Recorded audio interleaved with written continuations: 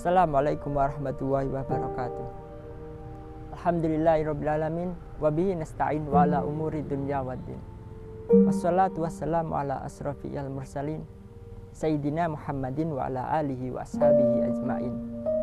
Pertama-tama, marilah kita panjatkan puja dan puji syukur kita kehadirat Allah Subhanahu wa ta'ala yang telah memberi kita limpahan rahmat, kenikmatan, kesehatan, terutama nikmat iman, sehingga kita bisa melaksanakan puasa Ramadan yang merupakan salah satu rukun iman. Kita sebagai orang Islam diwajibkan untuk menjalankan puasa Ramadan sama seperti orang-orang terdahulu. Kedua kalinya sholawat serta salam semoga tetap kita curahkan kepada Nabi besar Muhammad Sallallahu Alaihi Wasallam, yang mana berkat perjuangan beliau, ketabahan beliau, kesabaran beliau dalam menghadapi segala macam upaya dari orang-orang yang membenci beliau, pengusiran, bahkan ancaman pembunuhan dialami oleh beliau, namun beliau tetap sabar menghadapinya.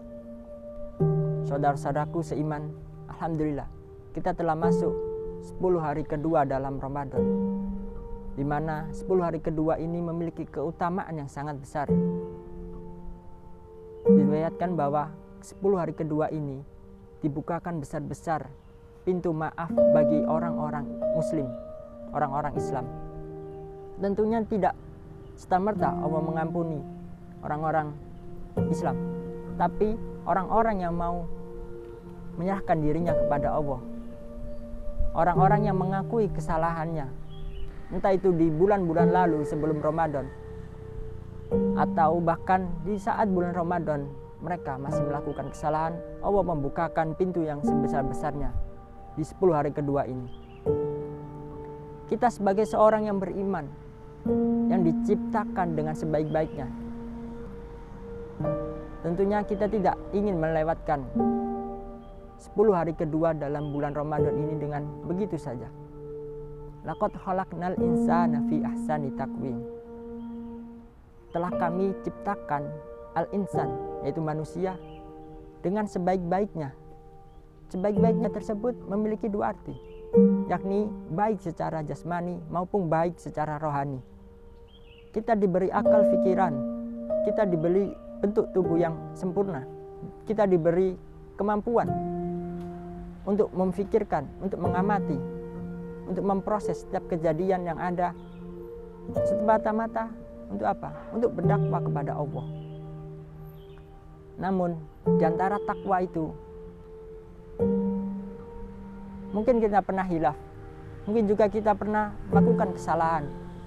Entah itu kesalahan yang kita lakukan dalam malam hari atau siang hari, dalam keadaan ramai, dalam keadaan sepi, dalam keadaan sendiri, dalam keadaan banyak orang, dalam keadaan sembunyi-sembunyi maupun terang-terangan. Dan tentunya Allah melihat kesalahan tersebut, dan malaikat pasti mencatat kesalahan tersebut. Saudara-saudaraku, saudara-saudaraku seiman, inilah momentum kita.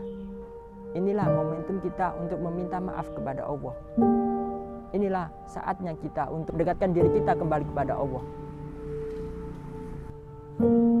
Tentu saja kita mendekatkan diri kepada Allah dengan cara menjalankan segala perintah-perintahnya dan menjauhi larangannya. Dan inilah momentum kita untuk meminta maaf atas apa yang pernah kita lakukan sebelumnya.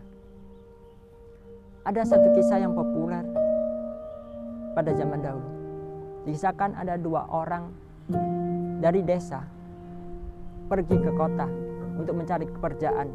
Mereka berdua mendapat pekerjaan yang sama, mendapat gaji yang sama, mendapat kontrak yang sama. Namun ada yang berbeda dari kedua pemuda tersebut.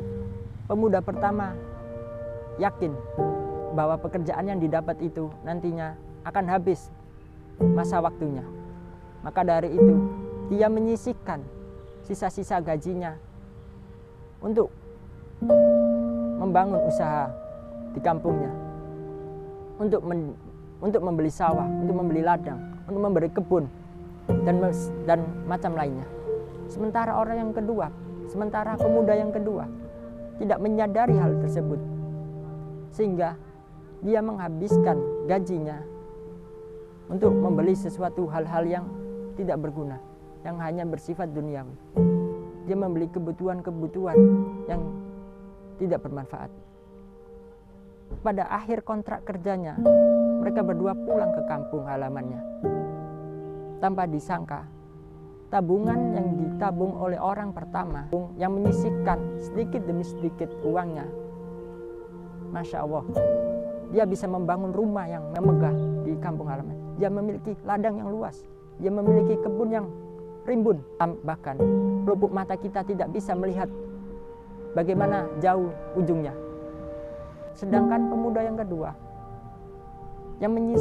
yang menyia-nyiakan gajinya hanya lewat begitu saja untuk membeli kebutuhan-kebutuhan yang tidak berguna, ketika kembali ke kampung halamannya, nauzubillah min dzalik, apa yang didapat?